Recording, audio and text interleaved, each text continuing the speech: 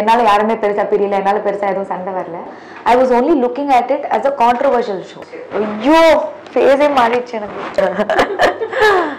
First captain and first finalist. A lot of people kept reminding me, hello, you're on the show, do something. நிறைய விஷ பாட்டில் இருந்திருக்காங்க வீட்டில் என்ன விட. தெரியல. ஐயோ பிக் பாஸ்னாலே controversy. Hello Chennai times viewers, எல்லாருக்கும் ஒரு மிகப்பெரிய வணக்கம். ரொம்ப ரொம்ப சந்தோஷமாக இருக்குது பிக் பாஸ் வீட்டிலேருந்து வெளில வந்ததுக்கப்புறம் எல்லாரையும் சந்திச்சு லைக் எல்லாருக்கூட பேசும்போது ரொம்ப ரொம்ப ஹாப்பியாக இருக்குது வித் ரெஸ்பான்ஸ். ஸோ 105 நாள் ஸோ என்னோட எக்ஸ்பீரியன்ஸஸ் வந்து உங்களோட நான் ஷேர் பண்ண போகிறேன். ஸோ கீப் வாட்சிங் the video. You've always been vocal that you wanted to participate in the show. Yes. First season you got an opportunity. Why did you want to be part of the show? Actually, the main reason was இப்போ movies நான் நடிக்கும் போது என்ன ஆகுதுன்னா, நிறைய பேர் சொல்கிறாங்க நீங்கள் ரொம்ப கம்மியாக ஸ்க்ரீனில் தெரியுறீங்க, ஆஸ் இன் அவ்வளோ நிறைய படங்கள் வருதில்லை. Reason I'm not getting opportunities. ஸோ நான் என்ன நினச்சேன்னா, I want to reach every household. So every ஹவுஸில் நம்ம ரீச் ஆகணும் அப்படின்னா, நான் எப்படி தமிழ் பேசுகிறேன், நான் எப்படி நடந்துக்கிறேன், அது எல்லாமே தெரிஞ்சுக்கிறதுக்கான ஒரு மிகப்பெரிய ஆப்பர்ச்சுனிட்டி இது. ஸோ லாஸ்ட் சீசனில் I was only looking at it as a controversial show. ஐயோ பிக் பாஸ்னாலே கான்ட்ரவர்சி அப்படின்னு நான் நினச்சேன், பிகாஸ் எனக்கு செட் ஆகாதோ அப்படின்னு நான் நினச்சேன். பட் அந்த ஃபர்ஸ்ட் சீசன் வந்து எவ்வளோ ஹியூஜ் ஹிட்னா, அதில் இருக்கிறவங்கலாம் வந்துட்டு அவ்வளோ பெரிய ரீச் ஆனாங்க. So I thought why not, நம்மளும் போகலாமே அந்த ஷோவில், நம்மளா இருந்தால் பிரச்சனை வராது அப்படின்னு நான் நினச்சோம். Because they're not going to show ஏதோ கிராஃபிக்ஸ் எடுத்து நம்ம செய்யாத ஒரு விஷயத்தை எதுவும் காட்ட போகல. ஸோ நம்மளா இருந்தால் ப்ராப்ளம் வராதுன்னு சொல்லி ஒரு கால்குலேட்டட் ரிஸ்க் எடுத்து தான் I wanted to come on the show. Okay, but did you speak to anybody from the previous season? Is Bindu your friend? Bindu, I know her, but I know Harish, then I know Arav. Okay. Like 2-3 பேர் எனக்கு தெரியும் அந்த இதுல. Gayatri, I know Gayatri. Okay, so did you ask them every, because Gayatri had a different... Yeah, Gayatri வந்து என்ன சொன்னாங்கன்னா, like பார்த்து போ அப்படின்னு தான் சொன்னாங்க. But she did say don't go. அவங்க வந்துட்டு லைக் கோபப்படும் போது like be careful not to let out any words. ஏன்னா அவங்க தெரியாம சில வார்த்தைகள் விட்டனால அவங்களுக்கு அது தப்பா இருந்தது. So like everybody was like please go and of course அவங்க நேச்சர் கண்டிப்பாக நல்லா தான் வரும் அப்படின்னு தான் சொல்லி அமிச்சாங்க. they all wished me well. So yeah. Okay, but did you have any strategy when you came for the show, came into the house? Not at all, not at all. Strategy illa first few weeks a lot of people kept reminding me, hello, you're on the show, do something. And because strategy edume kadiyadu, because I was just thinking namla irundale people will like us. That was my only thing. And like us vida like nariya situations la how I will react in real life is what I did. So a lot of places, and like I keep saying, no, I am a very diplomatic person.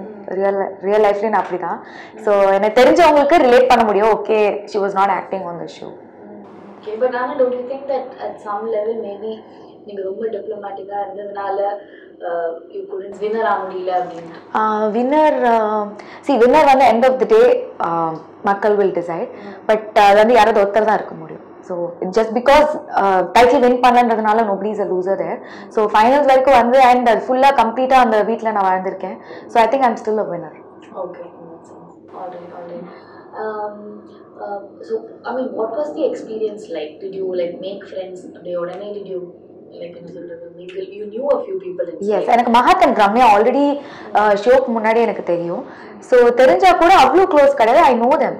So எனக்கு ஒரே ஒரு comfort level என்ன இருந்ததுன்னா, இவங்க கேம்காக எங்கிட்ட பழகல அப்படின்றனால immediately அவங்களோட நான் ஜெல் ஆக ஆரம்பிச்சேன்.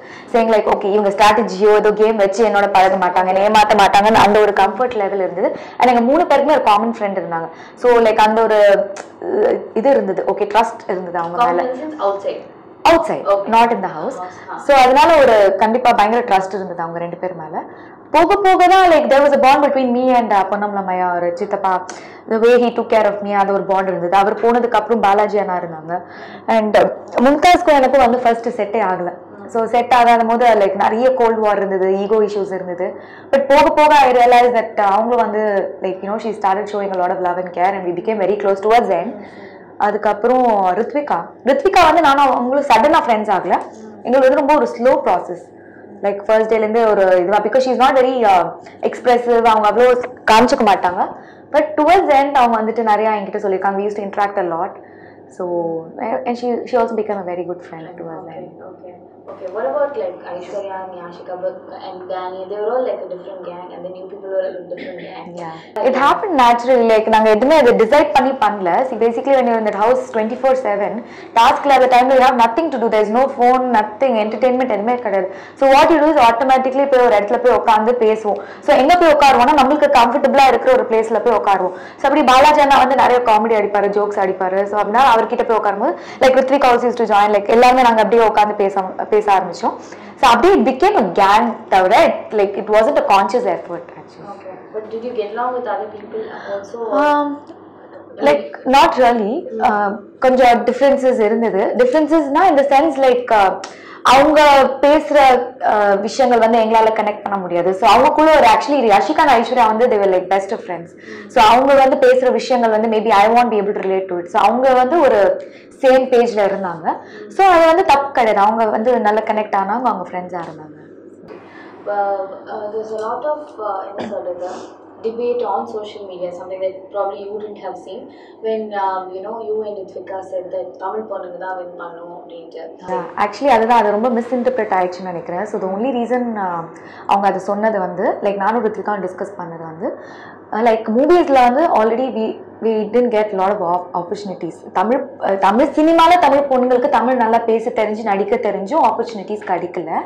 ஸோ இந்த ஷோவில் வந்து நம்ம இவ்வளோ தூரம் வந்திருக்கோம், நம்ம நல்லா லைக் we need to எப்படி சொல்ற நல்லா பண்ணிட்டு யாராவது ஒருத்தர் இதர் நீ இல்லைன்னா ஃபைனல்ஸ் போகணும் அப்படின்னு தான் சொன்னாங்க தவிர வேற யாரும் ஹிந்தி பேசுகிற பசங்க யாரும் வரக்கூடாது அந்த மாதிரி அவங்க சொல்லவே இல்லை. ஸோ நான் வரணும்னு நினைக்கிறதுல என்ன தப்பு இருக்கு? அது தப்பே கிடையாது. I want to come are you have to come அப்படின்னு சொல்றதுல தப்பே இல்லை. We were only wishing well for each other. And maybe அந்த தமிழ் அப்படின்னு யூஸ் பண்ணது வந்து ஒன்லி பிகாஸ் நம்ம இடத்துல இருந்துட்டு நம்மளுக்கும் ஒரு ரெக்கக்னிஷன் இங்கே கிடைக்கணும். அதுவும் இந்த ஷோ வந்து ஒரு மிகப்பெரிய பிளாட்ஃபார்ம், ஒரு ஹவுஸ் ஹோல்டுக்கும் போய் சேருது, நிறைய பேர் பார்க்குறாங்க. ஸோ இந்த மாதிரி ஒரு இடத்துல நாங்கள் ஃபைனல்ஸில் போய் நிற்கிறதுன்றது ஒரு மிகப்பெரிய விஷயம். So we wanted that and luckily 2 பேருமே ஃபைனல்ஸ் வரைக்கும் வந்தோம். ஸோ மக்களுக்கு அது பிடிக்கலன்னா எங்கள் 2 பேரும் வர வச்சிருக்க மாட்டாங்க. And even though you were not part of any controversy, but there are so many things that happened inside the house. Yeah. Like for instance, Sharik and Aishwarya's sudden friendship, and Mahat and Yashika's friendship, and a couple of fights, Aishwarya and Balaji's fight and all of that. So how did you handle all of that? No, I knew Mahat had a girlfriend. எனக்கு முன்னாடி தெரியும். So வந்த உடனே இவ ஏன் இப்படி like நான் ஃப்ரெண்ட்லியாக பழகிறேன் அப்படின்னு நினச்சேன். But later on he kept saying that after a few days, like almost 25-30 டேஸ்க்கு அப்புறம், ஏன்னா நிறைய டைம் ஸ்பெண்ட் பண்ணுறாங்க அந்த வீட்டில். சரி வெளியிலேருந்து பார்க்குற விஷயங்கள் வேறு, நீங்கள் 1.5 hours தான் பார்க்குறீங்க. ஸோ 24/7 ஒருத்தவங்க ஒரே வீட்டில் இருக்கும் போது, அந்த க்ளோஸ் ப்ராக்சிமிட்டியில் இருக்கும் போது ஆப்வியஸாக ஒரு அன்போ பாசமோ தேவைப்படுது. ஸோ அந்த இடத்துல I think somewhere he also fell for her. So it was mutual. So யஷிகாவுக்கும் மஹத் பிடிச்சிருந்தது, மஹத்துக்கும் யஷிகா பிடிச்சிருந்தது. ஸோ இட் வாஸ் யாருமே ஃபோர்ஸ் பண்ணல. ஸோ அது இப்படி இருக்கும்போது 2 பேருமே அடல்ட்ஸ் அண்ட் 2 பேருமே கான்ஷியஸாக ஒரு டெசிஷன் எடுத்து அவங்க அப்படி பிஹேவ் பண்ணாங்க. So like as a friend like I can only tell him that this is right, this is wrong. So end of the day வந்து அவருக்கு எது ரைட்டுன்னு தோணுச்சோ அதை அவர் பண்ணார். ஸோ அது வந்து அவரோட பாயிண்ட் ஆஃப் வியூவில் it was right. So end of the day it's all sorted, like he's back with his girlfriend. So அவங்க அண்டர்ஸ்டாண்ட் பண்ணிட்டாங்க. So it was it's all sorted now. Okay. What about Aishwarya and Balaji? Is that you are still in that? Actually நான் அதில் வந்து அட்வைசராக இருந்தேன். நானும் நிறைய திட்டு வாங்கினேன் நினைக்கிறேன் அந்த டைமில். ஸோ எனக்கு அப்போ தெரியல. பட் நான் யோசித்தேன் மேபி இன்னும் பெட்டராக பண்ணியிருக்கலாம் as an advisor. பட் அந்த டைமில் வந்து like she was also not ready to listen to me. Like அவங்க வேற ஒரு ஜோனில் இருந்தனால நான் என்ன சொன்னாலும் அது வந்து எடுப்படல. And besides as a task I also have to do my task as an advisor. So கொஞ்சம் வந்து இவங்களுக்கும் நான் ஃபேவர் பண்ணுற மாதிரி இருந்தேன், பட் மக்களுக்கும் நான் நிறைய ஃபேவர் பண்ணிட்டு இருந்தேன். ஸோ இங்கேயும் நிறைய ஹார்ஷ் பனிஷ்மெண்ட்ஸ் வராத மாதிரி, பிகாஸ் அந்த டஸ்ட்பின் லைக் குப்பை தொட்டி கொட்டினது வந்து ரொம்ப இம்மீடியட்டாக நடந்துச்சு.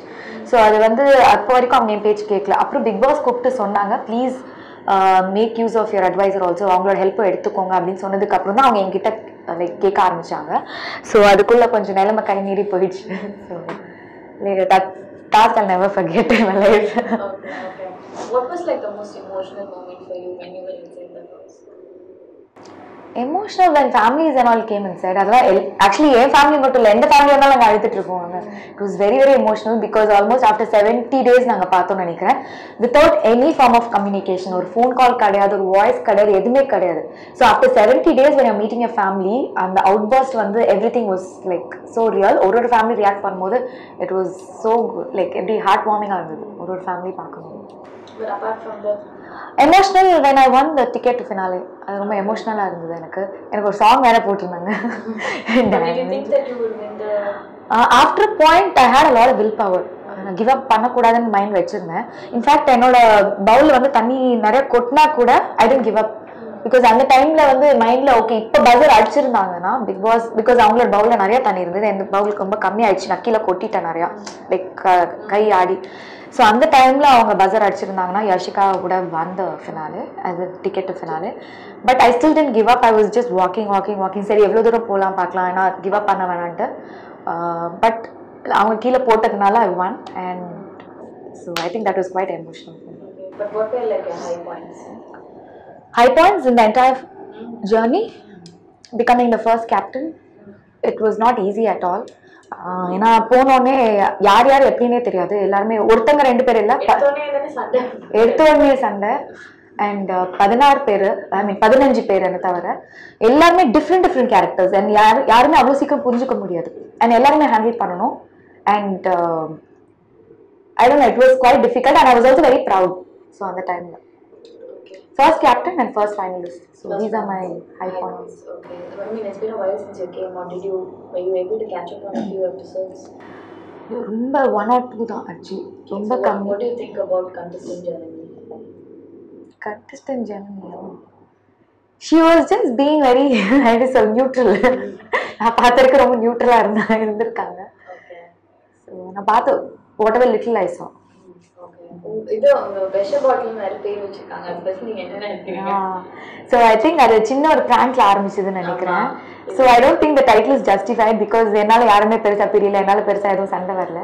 I think it was just started on a சும்மா விளையாட்டுக்கு நான் பண்ண ஒரு விஷயம், அது மறந்து போயிடுச்சுன்னு நினைக்கிறேன். இப்போ நிறைய விஷ பாட்டில் இருந்திருக்காங்க வீட்டில் என்னை விட. Okay. So you said first when I asked you, Mary, you didn't get enough opportunities. You wanted to remind people and get into their household. Were you able to achieve that now? Definitely. Actually, இப்போ வந்து எல்லாருமே சொல்றாங்க, இப்போ 10 படம் நடிச்சதுக்கான fame கிடைச்சிருக்கு, அவ்வளோதான். Like everybody knows my name and everybody like especially women, I mean ladies and families எல்லாமே வந்து என் பொண்ணு மாதிரி நான் ஒன்று பார்த்தேம்மா, அப்படியே வந்துட்டு பார்த்தேன். லைக் நிறைய பேர் they like the way I was dressing in the house, எப்படி டீசெண்டாக இருந்தேன். நிறைய குட்டி குழந்தைங்க, ஸோ அவங்கெல்லாம் வந்துட்டு ஜனனி அக்கான்னு சொல்லும்போது இட்ஸ் லைக் ரியலி நைஸ். ஏன்னா முன்னாடி எப்படி இருக்கும்னா அவங்கள நான் எங்கேயோ பார்த்துருக்கேனே, நீங்கள் இந்த படத்தில் நடிச்சிங்க அந்த மாதிரி சொல்லுவாங்க. ஸோ அதெல்லாம் வந்துட்டு லைக் எதுக்கு எல்லா ஆக்டரும் எதுக்கு ஸ்ட்ரகிள் பண்ணுறாங்க? For the recognition, for the fame. Okay, எல்லாருக்கும் நம்மளை தெரியணும், எல்லாருக்கும் நம்மளுக்கு பிடிக்கணும், அந்த ஃபேம்காக தான் அவ்வளோ உழைக்கிறாங்க. ஸோ அது definitely Bigg Boss has given me.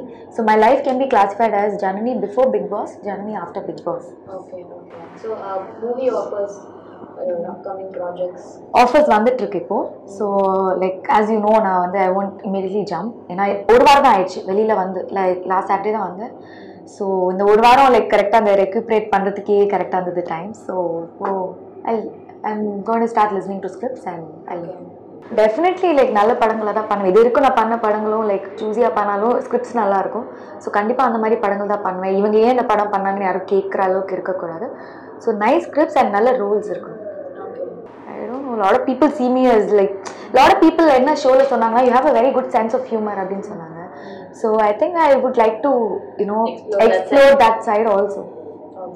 Okay. So இவ்வளோ நேரம் நீங்கள் வந்து இந்த வீடியோ பார்த்துருப்பீங்க, என்னோட பிக் பாஸ் எக்ஸ்பீரியன்ஸஸ்லாம் உங்களோட நான் ஷேர் பண்ணேன்.